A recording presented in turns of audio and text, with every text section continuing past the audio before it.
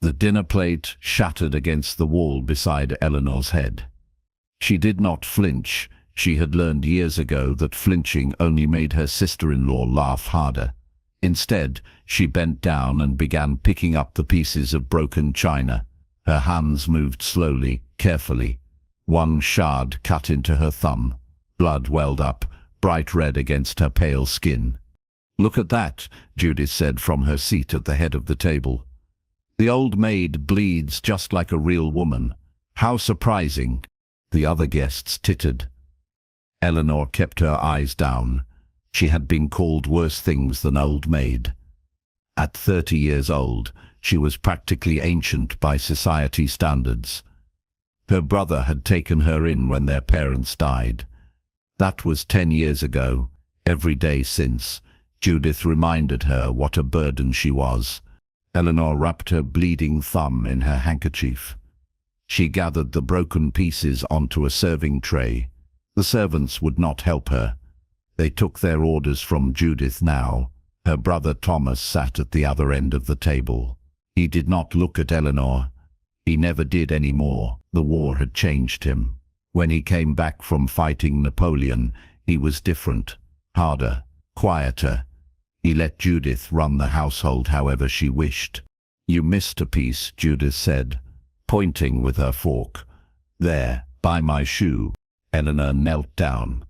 The floor was cold through her thin dress. Judith's guests watched her crawl beneath the table. Someone kicked her accidentally, or perhaps not accidentally. She heard more laughter above her head. When she emerged, her face was hot with shame, but she kept her expression calm. She had learned that too. "Perhaps we should find Eleanor a husband," one of the guests said. His name was Lord Pemberton. He was drunk, as usual. Some old widower who needs a nurse more than a wife. Who would want her? Judith dabbed her mouth with a napkin. "She has no money, no beauty, no youth. What man would pay good coin for such used goods?" "I am not used goods," Eleanor said quietly. The words slipped out before she could stop them. The table went silent. Judith's eyes narrowed. "What did you say?" Eleanor's heart pounded. "I only meant that I am untouched. I have never—" "A 30-year-old virgin?" Lord Pemberton roared with laughter. "That is even sadder than being a spinster. What is wrong with you, woman? Could you not even attract a man to ruin you?" The room exploded with cruel laughter. Eleanor stood frozen. Tears burned behind her eyes, but she would not let them fall. Not here, not in front of these people.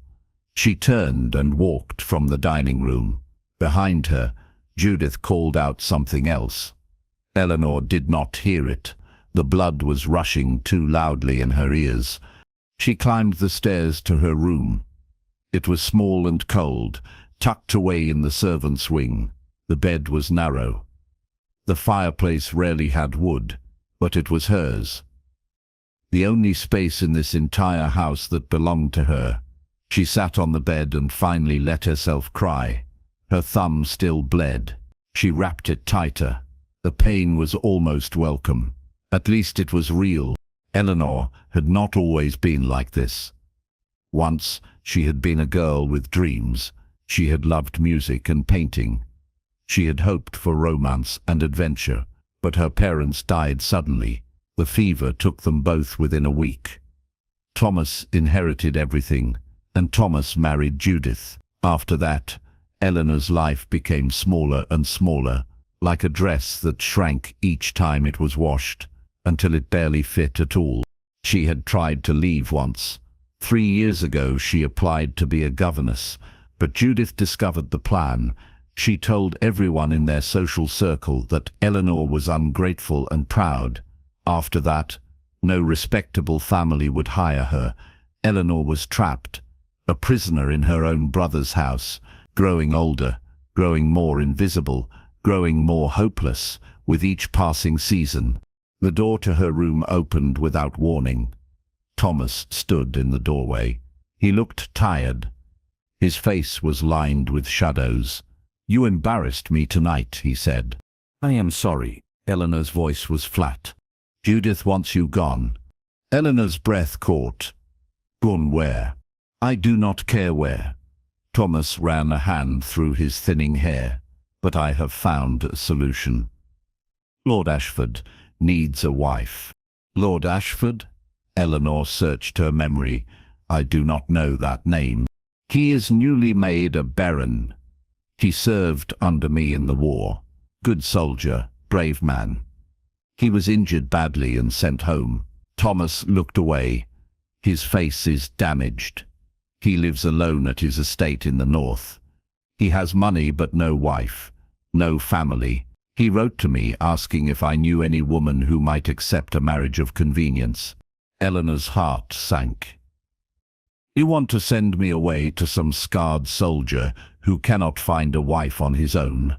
I want you to stop being a burden." Thomas's voice was sharp now. "You will marry him. The wedding is arranged for next week. Pack your things." He left before she could respond. The door closed with a soft click. Eleanor sat in the darkness of her room. Her thumb throbbed, her heart ached, but somewhere deep inside, a tiny spark flickered.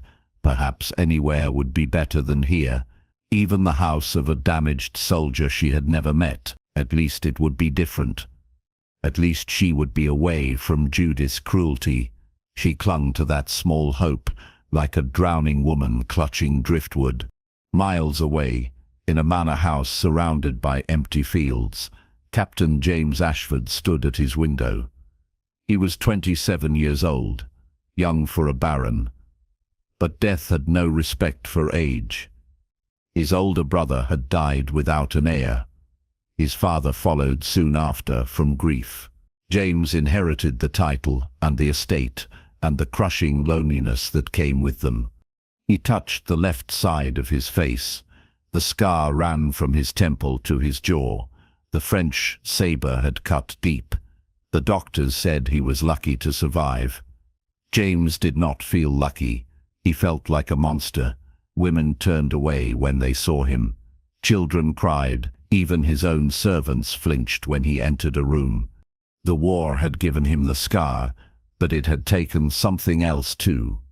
His best friend, Robert, died in his arms on a muddy battlefield.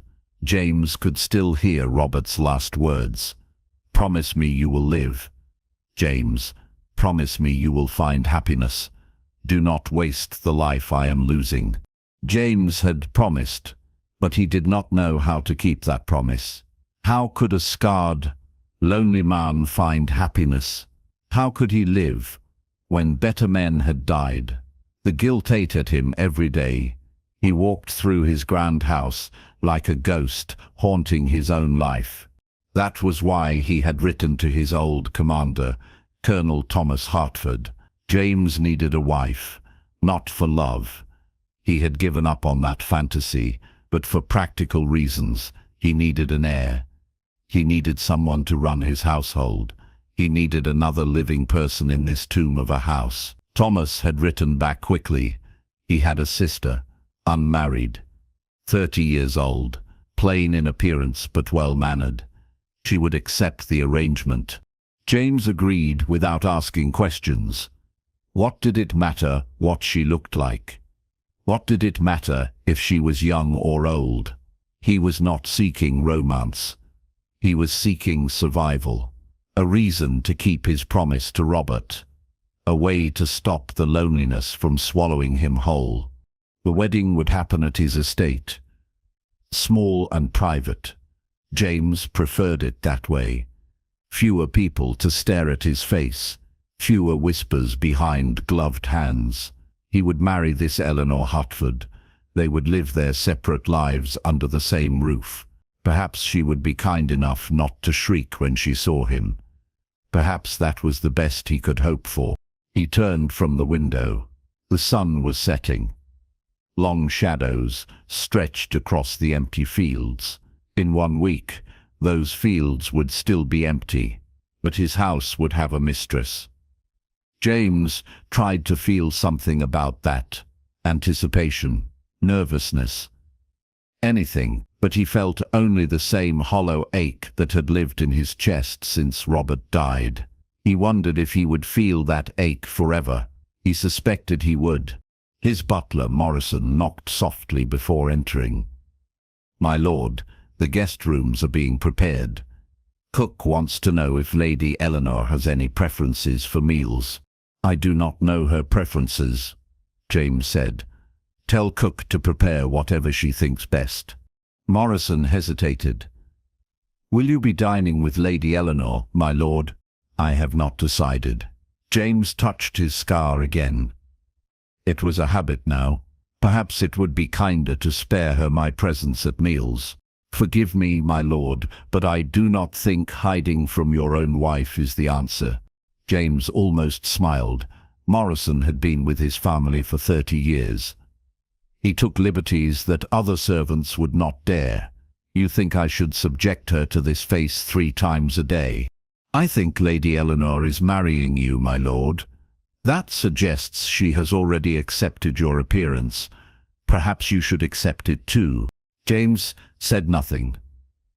Morrison bowed and left.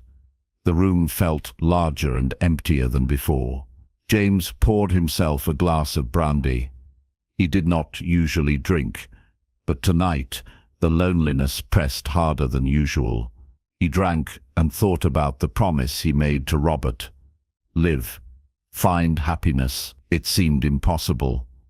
But in 1 week he would have a wife. Perhaps that was a start. Perhaps that was enough. The week passed too quickly. Eleanor packed her few belongings in an old trunk. Judith did not give her a proper wedding dress. Instead, Eleanor wore a simple grey gown that made her look even plainer than usual. Thomas hired a carriage to take her north. He did not ride with her. He said goodbye at the front door with all the warmth of a man dismissing a servant. "Try not to shame our family name," were his final words. The journey took 3 days. Eleanor watched the countryside roll past her window. Green fields gave way to rocky hills. The air grew colder. Finally, they arrived at Ashford Manor. It was a large stone house, handsome but isolated. No neighbours for miles, no village within easy distance, just the house and the fields, and the grey sky above. Morrison greeted her at the door. He was an older man with kind eyes. "Welcome, Lady Eleanor. His lordship is waiting in the drawing room." Eleanor's hands shook. This was the moment. She would finally meet the man she was about to marry, the scarred soldier. The damaged baron who could not find a wife any other way. She followed Morrison down a long hallway. Her footsteps echoed on the marble floor. Everything was clean and well kept, but oddly lifeless. Like a museum instead of a home. Morrison opened a door. "Lady Eleanor, my lord."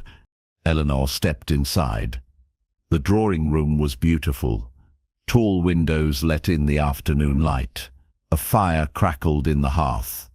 And standing with his back to her was a tall man in a dark coat. He turned slowly. Eleanor's breath caught. Not from horror, from surprise. Yes, he had a scar. It was long and raised, cutting down the left side of his face. But the scar did not make him ugly. His eyes were grey and sad. His jaw was strong. His shoulders were broad. He looked tired and lonely, but not monstrous. Not at all. "Lady Eleanor." His voice was deep and careful. "Thank you for coming. I know this arrangement is unusual." "Lord Ashford," she curtsied. "I am grateful for the opportunity." They stared at each other.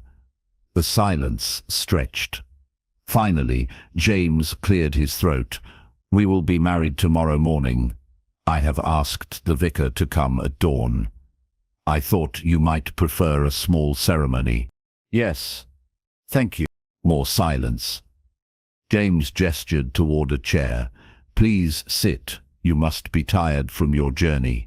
Eleanor sat. James remained standing. keeping his scarred side turned away from her. She noticed that the way he tried to hide himself, it made her heart ache. She knew what it felt like to be treated like something shameful. "I want to be clear about our arrangement," James said. He spoke as if reciting a prepared speech. "I do not expect, that is, I will not demand. What I mean is that this marriage is for practical purposes only. You will have your own rooms, your own life. I will not intrude upon your privacy." Eleanor's cheeks burned. He was telling her that he would not touch her, that he did not want her in that way. She should have felt relieved. Instead, she felt a strange disappointment. "I understand, my lord. You may do as you please with the household. Morrison will help you. I spend most of my time in my study or riding the estate. You will barely see me." "I see. I hope you will be comfortable here." His voice softened slightly. "I know this is not what you dreamed of as a girl, but I will try to make it bearable." Something in his tone made Eleanor look up. Their eyes met. In that moment, she saw past the scar. She saw the pain, the loneliness, the same emptiness that lived inside her. They were two broken people trying to survive. That understanding passed between them without words. "I did not dream of much anymore, my lord," Eleanor said quietly. "Perhaps we can make the best of what we have." James nodded. A ghost of something relief. Gratitude flickered across his face. "I will show you to your rooms." He led her upstairs. The guest wing was lovely. Her bedroom was 3 times the size of her room at Thomas's house. The bed was large and soft. The fireplace already blazed with warmth. Windows overlooked the gardens. It was more luxury than Eleanor had known in years. "The lady's maid will attend you," James said from the doorway. "If you need anything, ring the bell. Morrison will see to it." "Thank you, my lord." He turned to leave, then paused. "Lady Eleanor, I want you to know I will not hurt you. I promised your brother I would treat you with respect. That is a promise I intend to keep." He was gone before she could respond. Eleanor stood alone in her new room.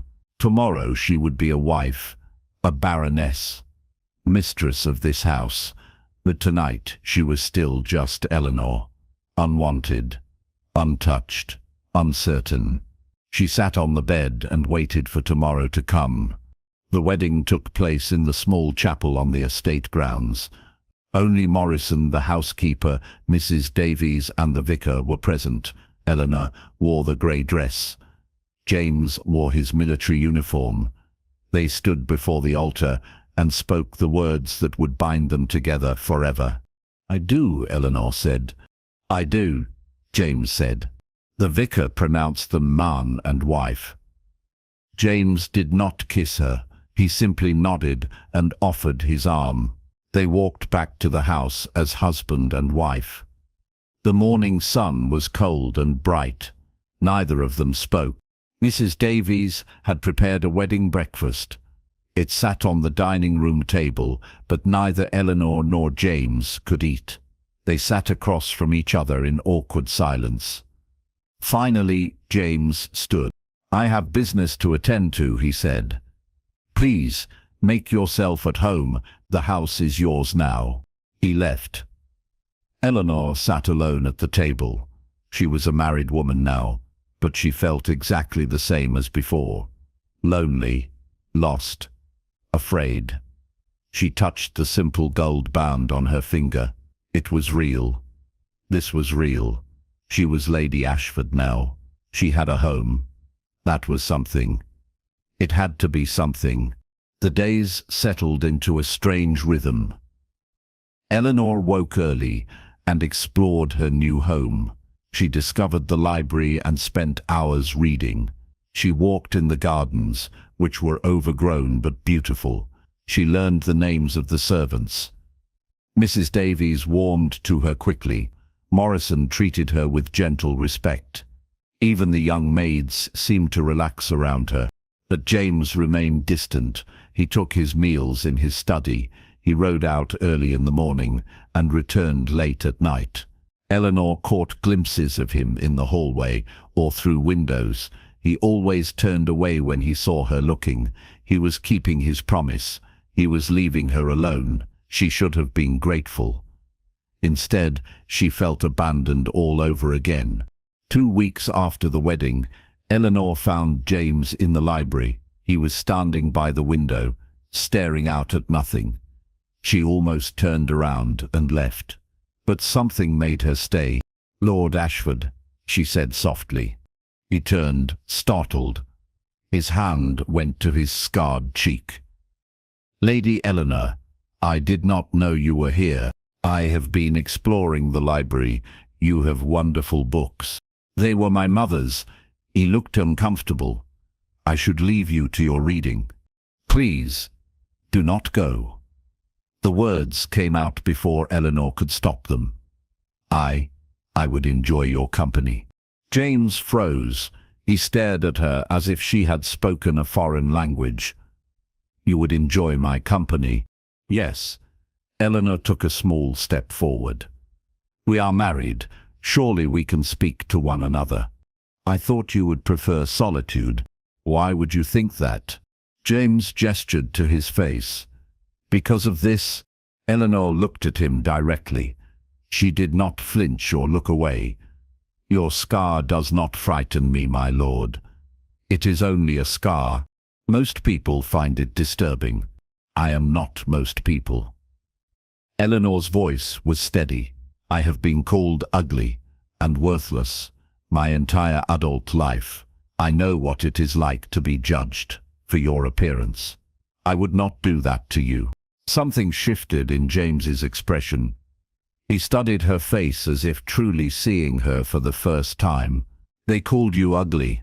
"Many times." They were blind. The words were quiet but certain. "You have kind eyes and a gentle smile. That is not ugly." Eleanor's heart squeezed. No one had ever said anything like that to her before. "Thank you, my lord." "James." He took a hesitant step closer. "Please call me James. We are married. We should use our given names." "James." It felt strange on her tongue, intimate. "Then you must call me Eleanor." "Eleanor." He said it carefully, as if testing the sound. "It suits you." They stood in the library, sunlight streaming through the windows. For the first time since the wedding, the silence between them was not awkward. It was almost comfortable. James moved to the bookshelf and pulled out a volume. "Have you read this one?" he asked. "It is about explorers in Africa. My brother gave it to me before he died." "I have not." Eleanor came closer. "Would you recommend it?" "It is exciting. Full of adventure." He handed her the book. Their fingers brushed. Both of them pulled back quickly, but not before Eleanor felt the warmth of his skin. "Thank you," she said. "You are welcome." James left the library. But this time, Eleanor did not feel abandoned. She felt something else. Something small and fragile. Hope, perhaps. Or the beginning of friendship. She clutched the book to her chest and smiled. After that day, things changed. Slowly, carefully, James began joining Eleanor for dinner. At first, the meals were quiet, but gradually they began to talk. Small conversations about books, about the estate, about the weather. Nothing deep, but it was something. Eleanor learned that James loved horses. He had 3 in the stable. He rode every morning to clear his mind. She learned that he played the piano, though he had not touched the instrument since the war. She learned that he blamed himself for his friend's death. James learned that Eleanor painted watercolors. She had not painted in years because Judith said it was a waste of time. He learned that she was clever with numbers and could manage household accounts better than most men. He learned that she was desperately lonely and had been for a very long time. One evening, 3 weeks after their wedding, James did something unexpected. He asked Eleanor to walk with him in the garden. She agreed, surprised. They strolled along the overgrown paths. The sun was setting. The air smelled of roses and earth. "The garden needs work," James said. "My mother used to tend it herself, but since she died, no one has cared for it properly." "It is still beautiful," Eleanor said. "Wild, but beautiful, like you." The words hung in the air. Eleanor stopped walking. She looked at James. He was staring at her with an intensity that made her breath catch. "What do you mean?" she whispered. "I mean that you are not at all what I expected." James's voice was rough. "I thought I was marrying a desperate spinster who would tolerate my presence for the sake of security. But you are not desperate. You are strong, kind, intelligent, and yes, beautiful." Eleanor's eyes filled with tears. "No one has ever called me beautiful." "Then no one has truly looked at you." James reached out, then stopped himself. His hand fell back to his side.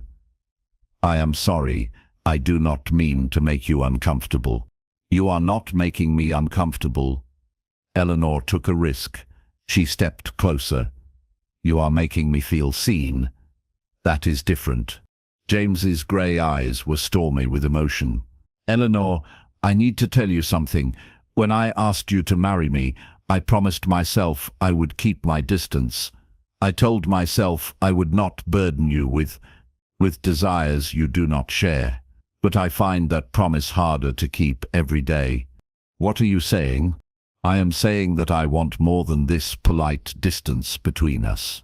He took a shaking breath. "I want to know you, truly know you. I want to hear your thoughts and your dreams. I want to make you laugh. I want—" He stopped himself. "But only if you want that too. I will never force you. I will never take what is not freely given." Eleanor's heart pounded so hard she thought it might burst from her chest. "I want that too," she said. "I want all of that." "You do?" "Yes." She reached out and touched his hand. Just his hand, but it felt like touching fire. "I have been lonely for so long, James, and then you gave me this house, this life.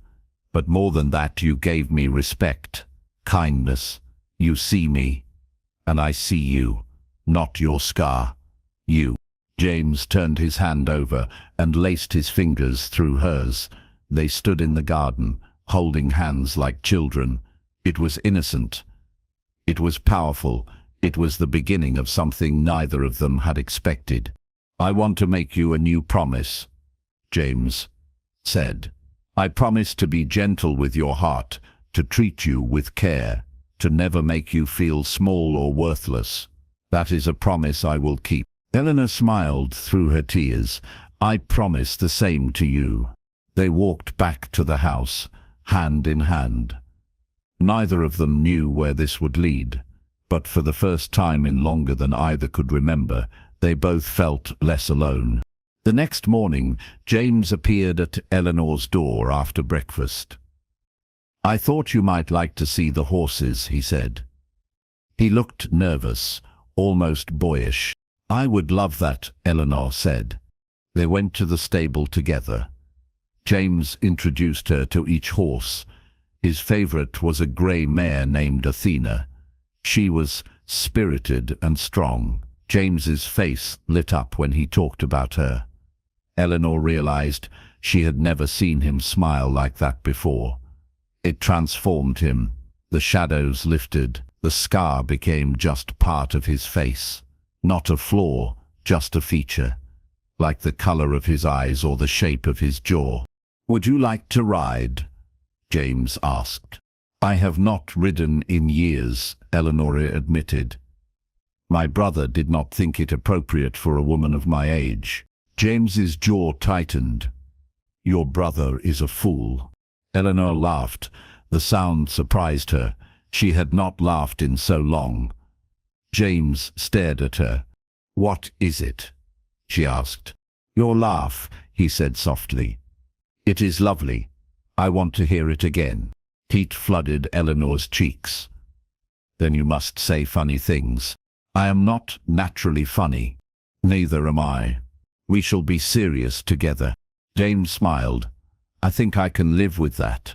He helped her onto a gentle brown horse named Rosie. His hands on her waist sent sparks through her body. She had never been touched like that. With care. With respect. With something that might have been desire.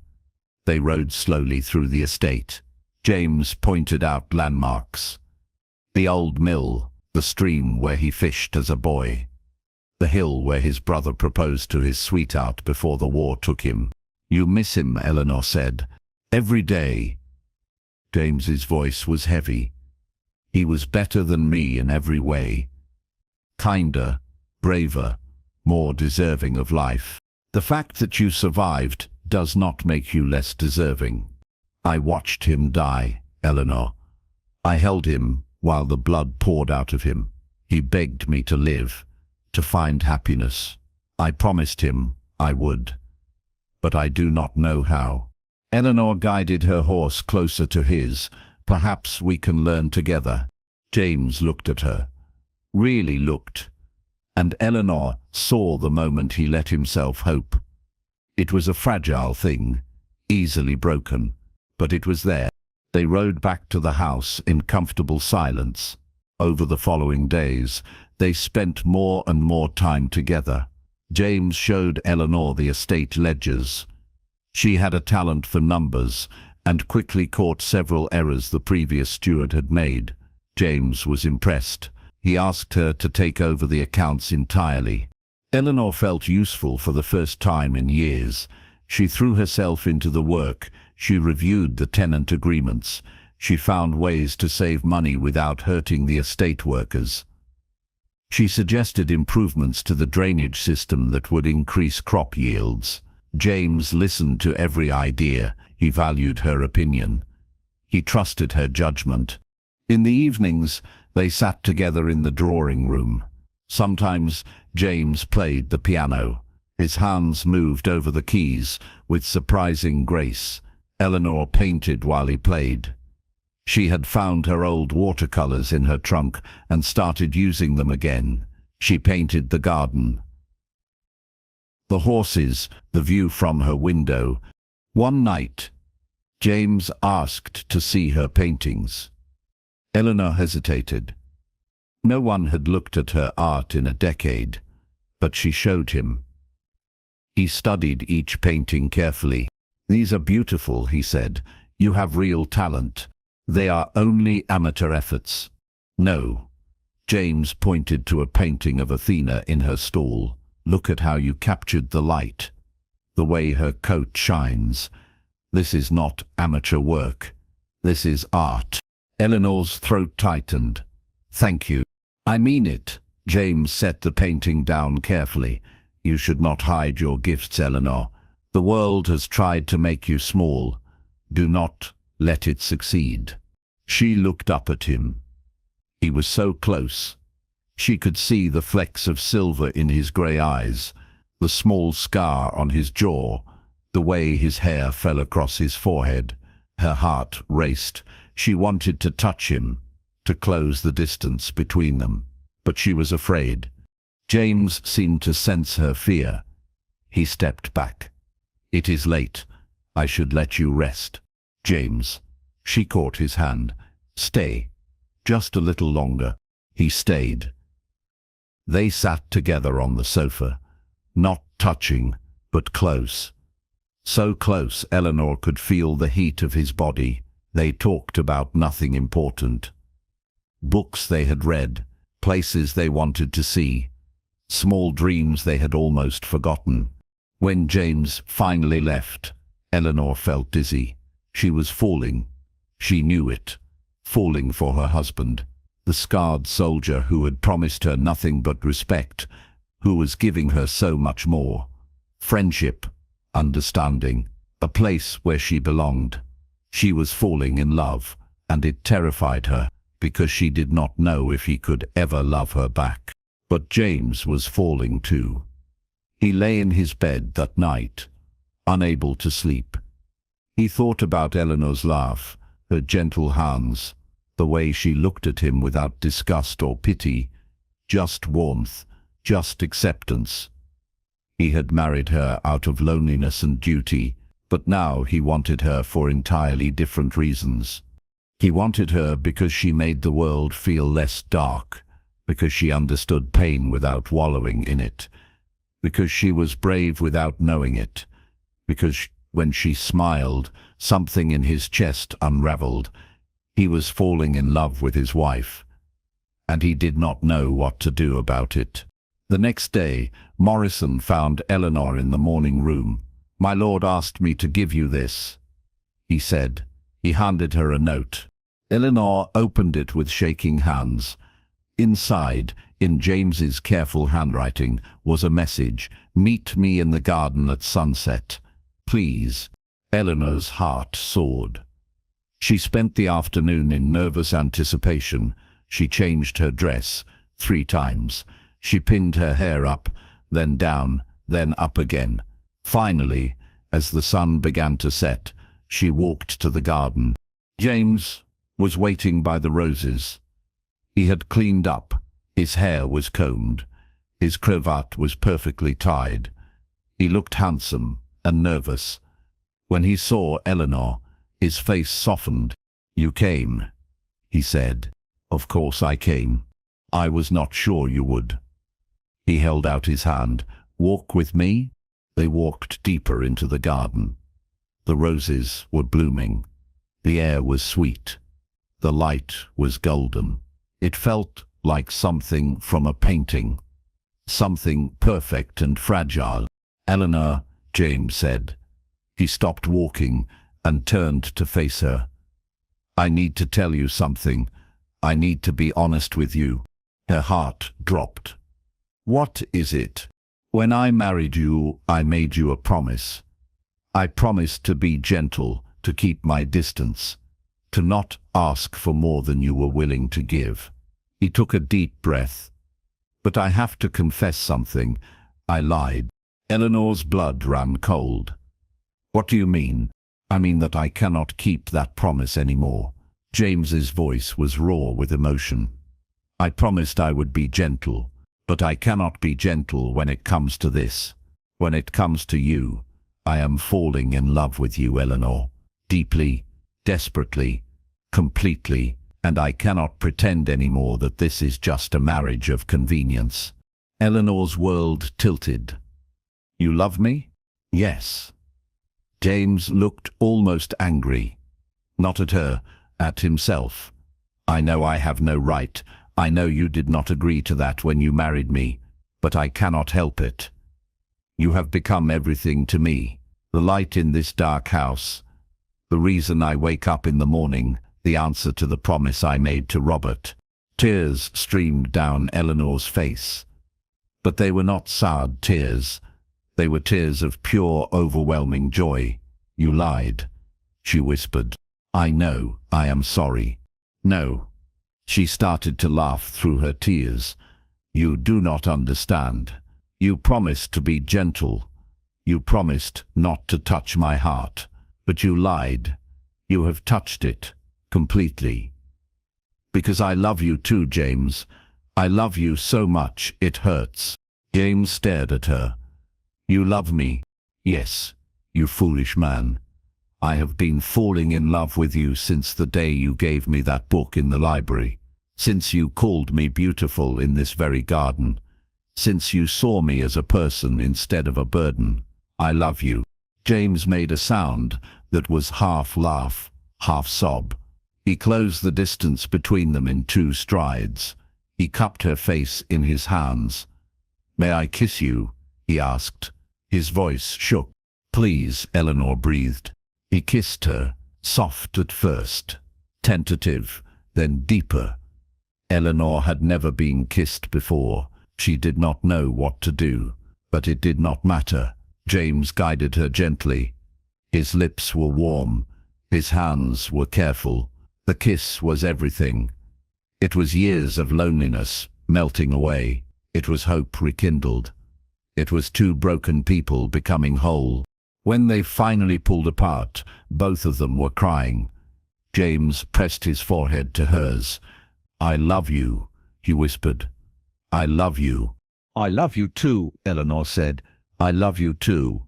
They held each other in the garden as the sun set. The roses bloomed around them. The world felt new. They had both been so lost, so convinced they would never find happiness. But here they were, together, in love. Home. Over the following weeks, their love deepened. They were inseparable. James taught Eleanor to ride properly. They galloped across the fields, laughing like children. Eleanor convinced James to paint with her. He was terrible at it, but she loved watching him try. They read books aloud to each other. They played the piano together, her fingers stumbling over keys while he guided her with patience.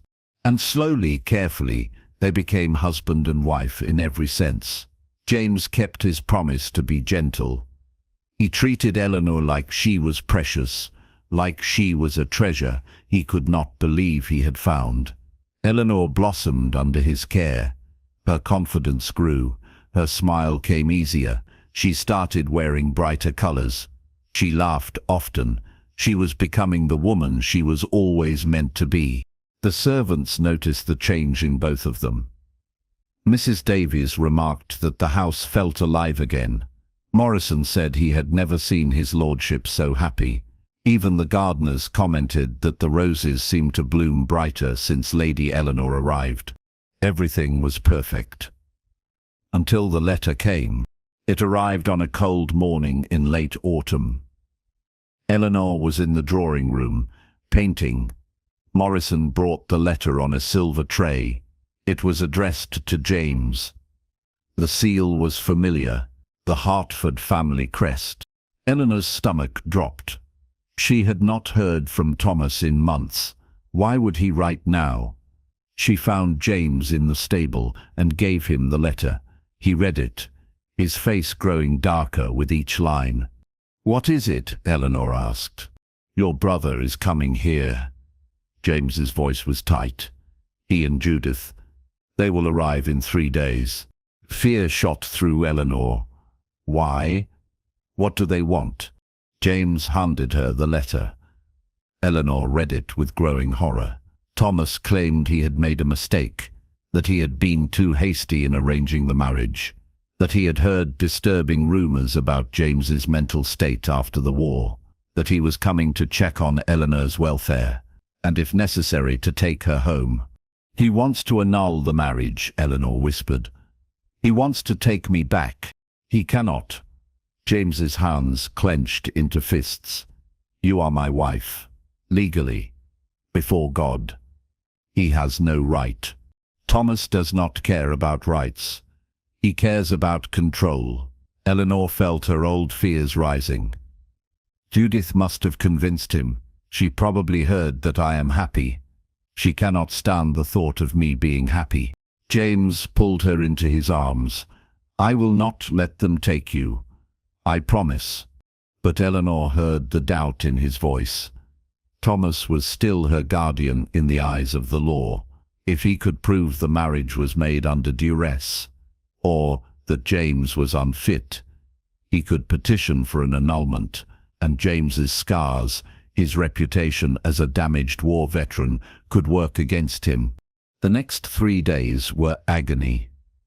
Eleanor tried to prepare. She told the servants to ready the guest rooms. She planned menus. She rehearsed what she would say. But nothing could prepare her for seeing Judith again, for facing the woman who had tormented her for 10 years. Thomas and Judith arrived in the afternoon. Their carriage was grand. Their servants were numerous. They swept into Ashford Manor like conquerors, claiming territory.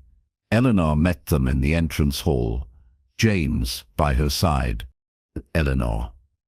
Thomas looked her up and down. "You look well." "I am well, brother."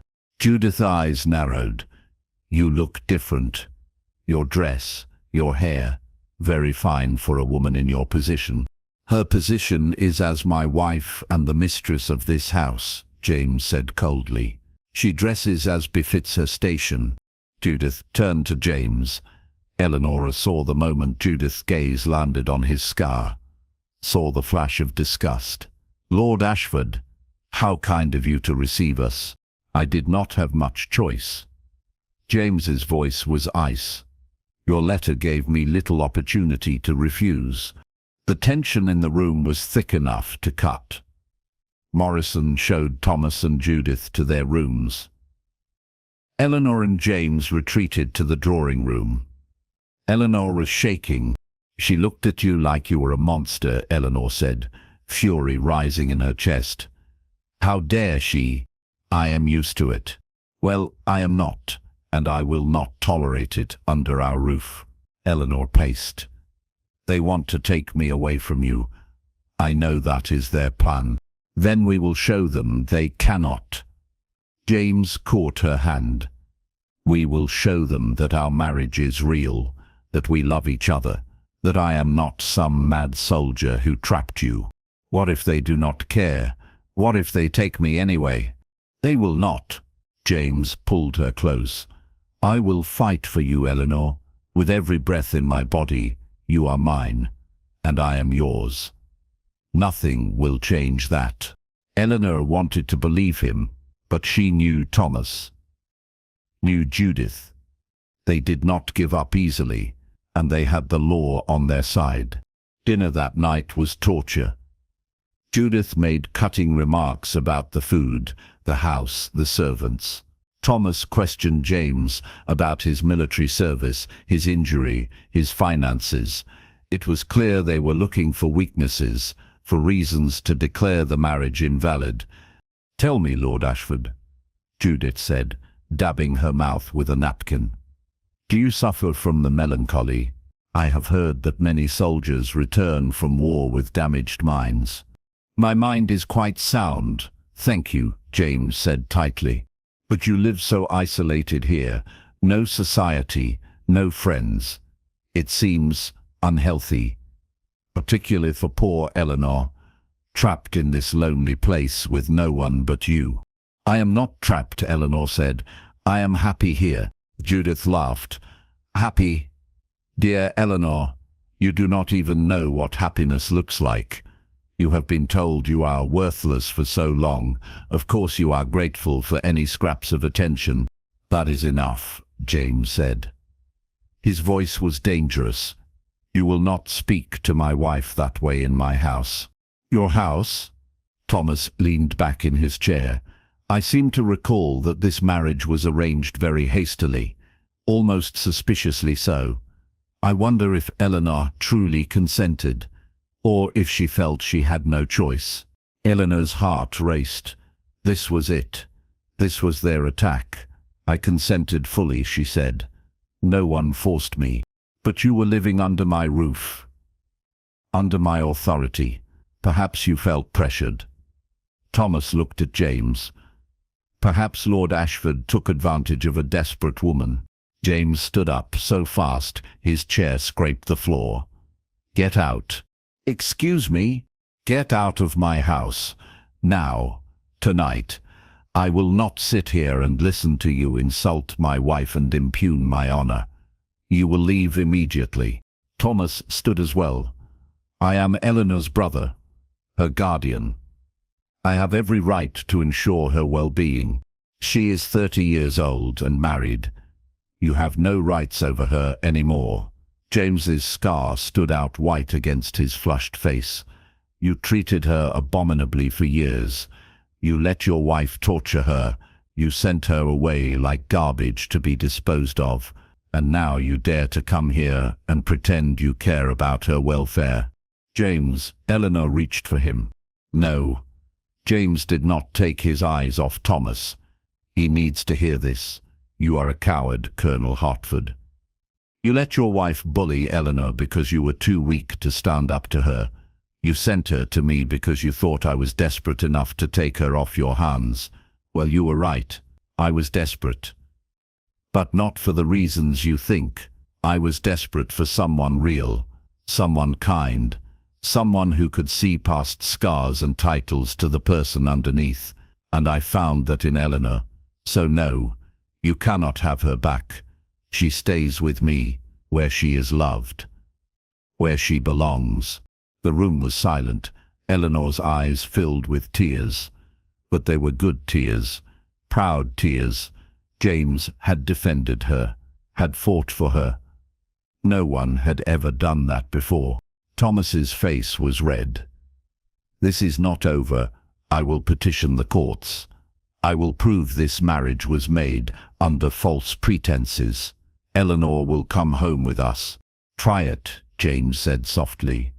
I have money, I have connections, and I have something you will never have. I have the truth. Eleanor is happy here. Any judge who speaks to her will see that you will lose, and you will look like the petty, cruel man you are. Judith stood up, her face twisted with rage. You think you are so noble, Lord Ashford?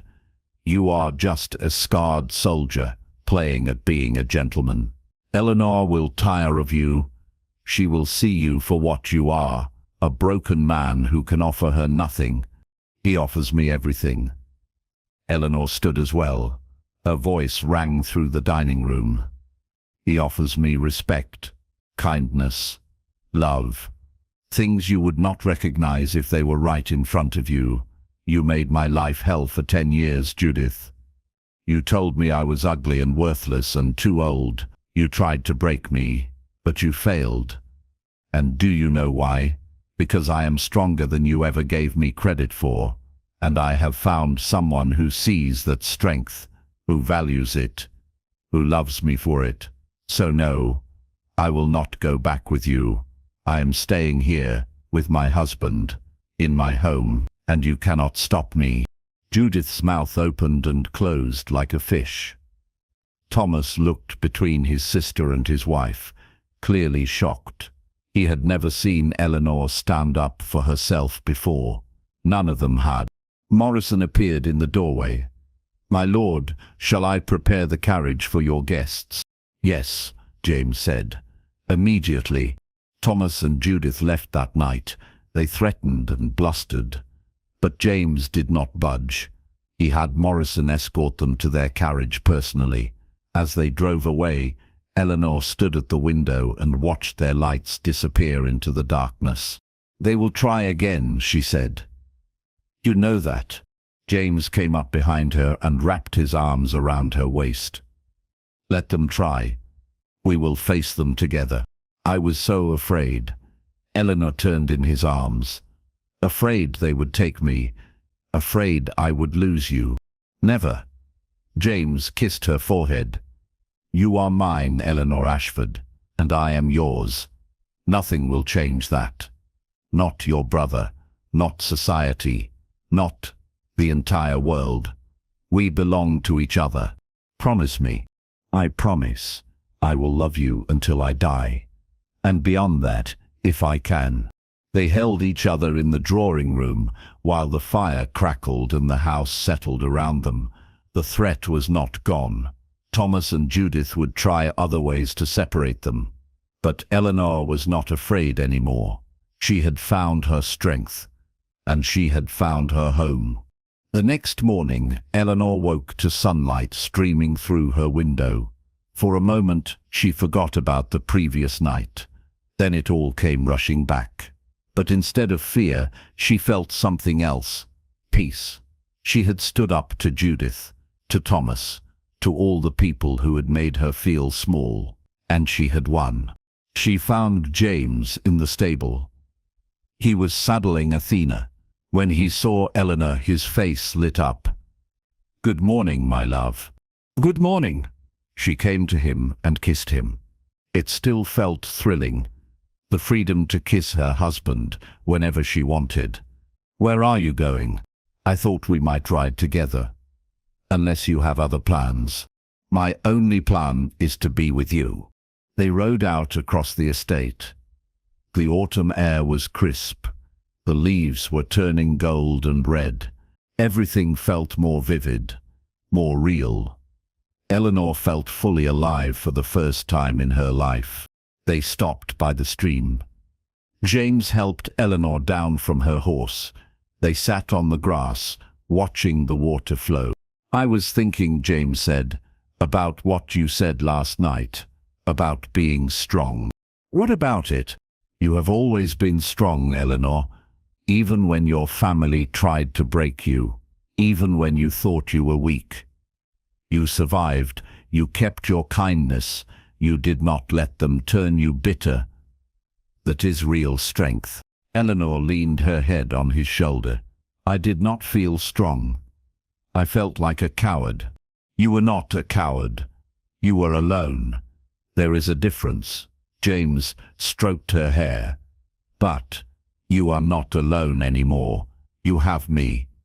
Always. And you have me." They sat in peaceful silence. The water bubbled over rocks. Birds sang in the trees. It was perfect.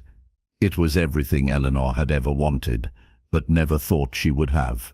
"James," she said softly, "when you said you lied about being gentle, I think I understand now." "What do you mean?" "You promised to be gentle with my heart, but you were not gentle. You were fierce. You fought for me. You defended me. You showed me what real love looks like. And that was not gentle.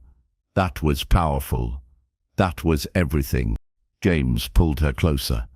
"I will always fight for you. I know, and I will always fight for you too." They rode back to the house. Over the following weeks, Thomas made good on his threat. He sent lawyers. He wrote to James's commanding officers, asking about his mental fitness. He tried to turn society against them by spreading rumors, but it did not work. James had powerful friends from his military days. They testified to his character. Eleanor wrote her own statement, declaring her love for James and her desire to remain his wife. The courts dismissed Thomas's petition. When the final letter came, confirming that the marriage was legal and binding, Eleanor cried with relief. She was truly free, truly safe, truly loved. That night, James planned something special. He had the servants prepare a dinner in the garden. Candles lit the paths, roses bloomed everywhere. Music played softly. It was like something from a fairy tale. Eleanor wore her finest gown.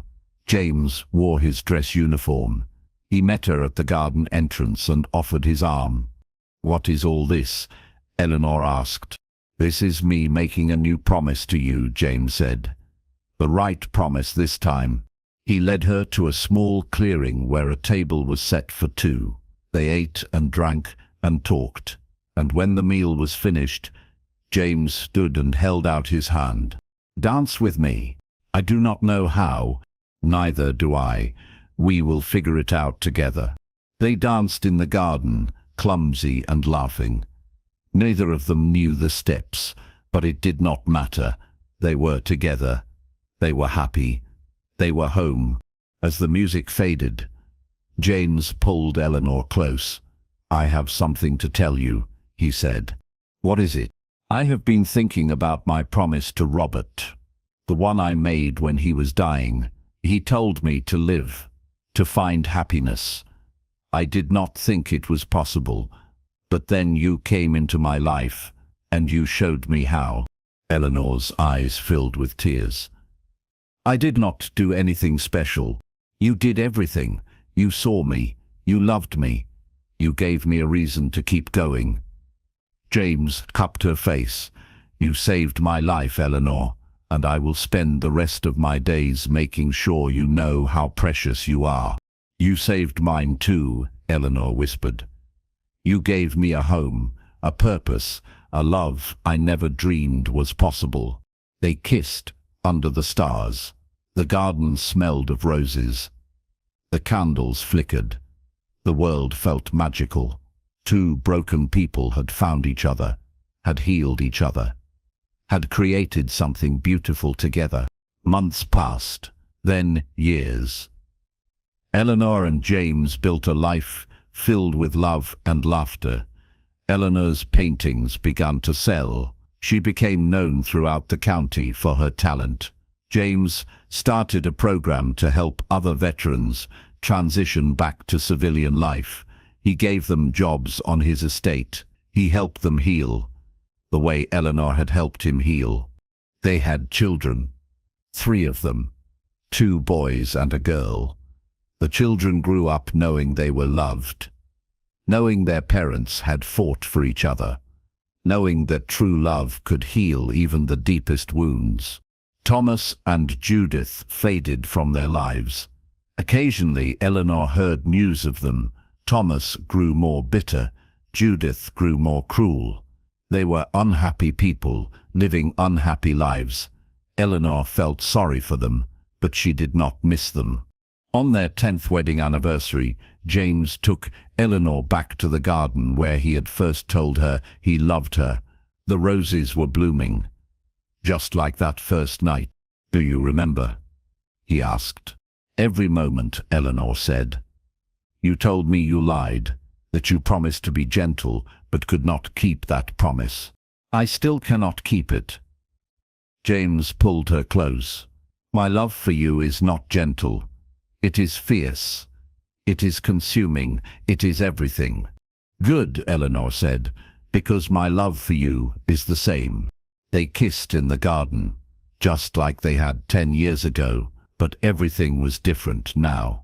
They were different, stronger, happier, complete. Eleanor thought about the girl she had been, the one who thought she was worthless, the one who had given up on dreams. That girl was gone.